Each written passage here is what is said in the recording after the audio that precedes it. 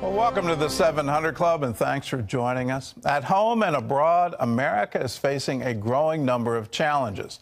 Overseas, China, Russia, and Iran are testing the Biden administration. Domestically, Democrats are pressing legislation that could permanently shift the balance of power in Washington.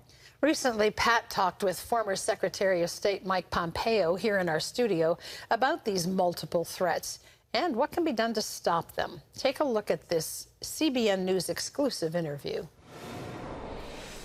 Well, it's my distinct pleasure to have with me today the very distinguished Secretary of State and former head of the CIA under President Trump, Mike Pompeo.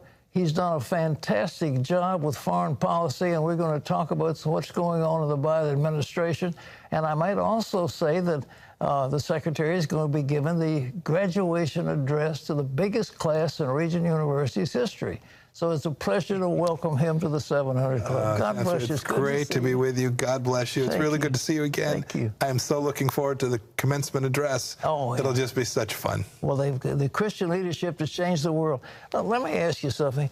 What do you see? I mean, the whole world is like trying to take advantage of America. Is China our biggest threat now, do you think? Yes, I think, look, the biggest threat is always inside the United States. If the republic is to fall, it will happen because we don't defend our own institutions. Yeah. But far and away, the largest foreign adversary is the Chinese Communist Party. Mm-hmm. They are atheists. They are adopting policies that look very much like the communism of the Soviet Union and the Marxist-Leninist ideas. But with 1.4 billion people and a massive military and a significant economy as well. They present, to those of us who are Christian believers and all Americans, they present the most existential threat to the United States that we have seen for decades and decades. Do you think they're going to make a move on Taiwan? I pray not. and it will in large turn depend upon how America responds. Do we build out alliances with the Japanese and the South Koreans and the Australians and all the countries of the region? Are we prepared to support the Taiwanese people? Right? This is a Confucian place with democracy flourishing and an economy that is flourishing. If we do that well, President Trump was great. He allowed me to go do a whole lot of work where we provided defensive weapon systems to Taiwan and really empower the Taiwanese to take care of themselves. If we do that well, I think Xi Jinping will have to think twice. Have we got enough firepower, enough naval force and other to block them or not? We spent a lot of time and, frankly, a lot of taxpayer money getting ready for just this challenge to make sure that our military was up to the fight. We spent a lot of time countering terrorism these last 20 years. That was appropriate, but we are now facing a superpower, a military of scale. And we need to make sure we have forces and structure in the right places. Chancellor, you'd appreciate this. Yeah. When we came into office, the Obama administration had done this thing they called their pivot to Asia. If you talk to our Asian friends, they have no earthly idea what that was. Yeah. We actually did. We actually built alliances, put the Pacific Command, now called Indo-PACOM, in the lead in terms of resources. We started to build in the right direction. I hope this administration will do what we did. It should be a bipartisan issue. This shouldn't be about politics. Absolutely. I hope they'll continue to build on those central underpinnings of the United States pushing back against the Chinese Communist Party. What about Russia? You know, Russia didn't have much of anything except a nuclear power, and it looks like Putin is doing everything he can to rattle the sword, especially in Ukraine. I mean, are we going to try to stop him or let him just run loose? Peace through strength. That's the answer. When an administration is viewed as weak, it creates real opportunities for these bad guys around the world. They'll think they can push you around. We demonstrated real resolve and the willingness to take on our adversaries, and that creates deterrence. If you're strong and capable and you demonstrate resolve, then you can stay out of wars. Yeah. You don't have to fight because adversaries will recognize that you are powerful. You use your diplomatic tools as the first line of defense. But diplomacy without leaders who are prepared to actually impose costs on their adversaries, well, they don't have much to negotiate with. It looks like the same thing with Iran. They are just threatening us in the Straits of Hormuz and these other places, and yet are we able to take them on? I mean, you know, like going back to that joint forces agreement with nuclear weapons, I mean, if they get the nuclear bomb, it'll be a disaster. Yes, it'll be a disaster for us. It'll certainly be a total disaster for the Jewish people in Israel, and frankly, Christians and Arabs living in Israel, but the Jewish homeland of Israel. Right, the Iranians have demonstrated their genocidal intent with respect to Israel. Exactly. And we can never let them get a nuclear weapon. I remember, you'll appreciate this. We had some Iranian Coast Guard cutters come around one of our ships when we were first in. President Trump said, okay, if they come close again, take whatever action you need.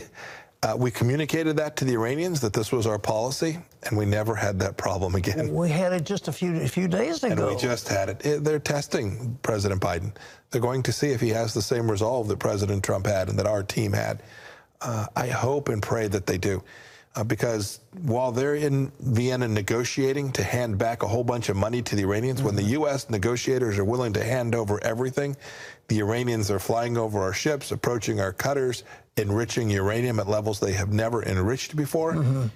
And our friends in Israel, frankly, our Arab state Gulf partners as well, who work with security issues, they all see this, and they will be put in an incredibly difficult position. Well, you know, it's amazing. The Abraham Accords that you guys put together were just an incredible thing. You sort of bypassed the Palestinians. The Palestinians have been saying, oh, no, no, no, you can't. And then you just went around them and got a deal. It was fantastic. The Lord was at work.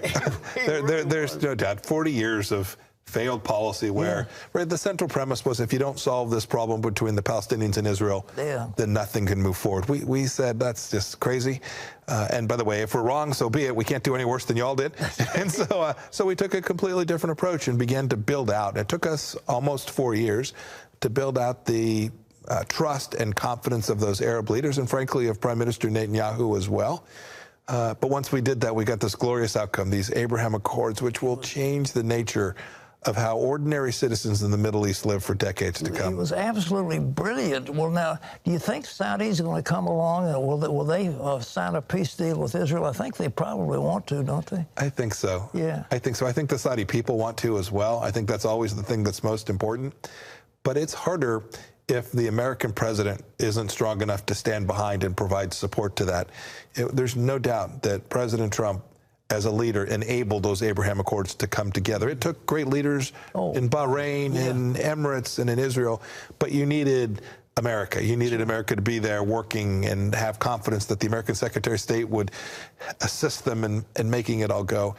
I'm not sure that we have that under President Biden today. That may make it more difficult for the Saudis, but I'm confident that this is a one-way ratchet, that this peace will continue to build. What do you think about Biden? It looks like he's intent on undoing almost everything Trump did. He's moved pretty fast, trying to undo an awful lot. It's terrible. It's unfortunate because I think some of the things that they've undone were just spiteful.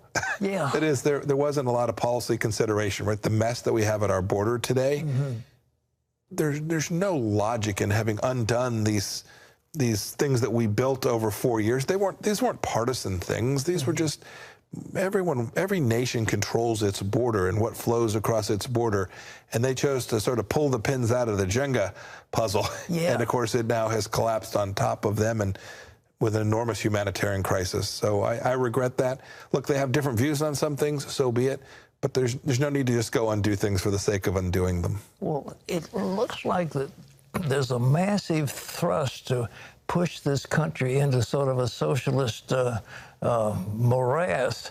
What can we do about that? I mean, this massive spending and you know, that speech he gave just wants to put the government into everything, starting with little tiny children. And now I understand they're pushing that 1619 project, and these other, they talk about a racist society. What do you think about what they're doing? Your question was, what can we do? What can we do? So it always starts with prayer. Yeah. And then it takes action. Yeah. It takes people supporting remarkable organizations that are out there fighting on our behalf on the things that Christian believers hold most dear. It takes political leaders with backbone who are prepared to push back against it. We don't have the numbers today at the federal level, but we do in the states.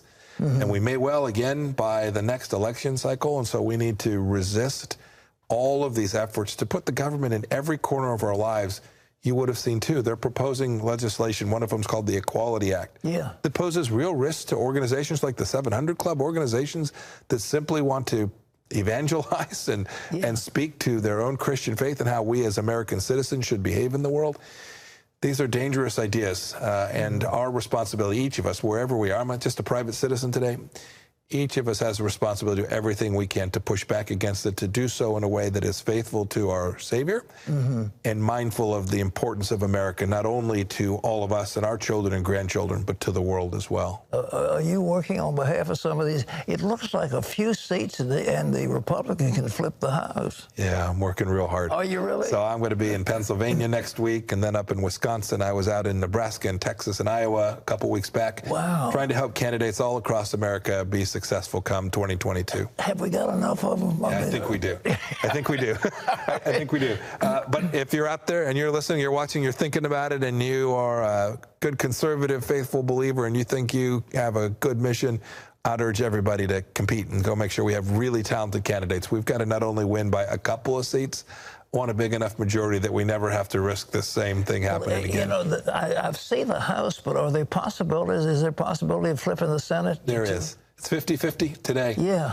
There are a lot more Republicans that will have challenges this time than Democrats, but I've seen some really talented candidates, and some of them are in hotly contested Republican primaries, but some really good candidates. No, I believe, and I think Senator McConnell believes, I think we can get the majority back. And if we can, the worst excesses of the Biden administration, the things that he really wants to do to structurally undermine the United States, can all be stopped. Well, I think this voter project he's got, that H.R. 1, is just iniquitous. I mean, it would federalize elections. It would be terrible. No state, not the state we're sitting in Virginia, not my home state of Kansas, wants the federal government telling them how to run elections. Yeah. It will create the risk to voter integrity is absolutely staggering, and I think there's enough Democrats who see that too. We need to continue to make the case and make the argument, put pressure on them not to let H.R. 1 ever become law.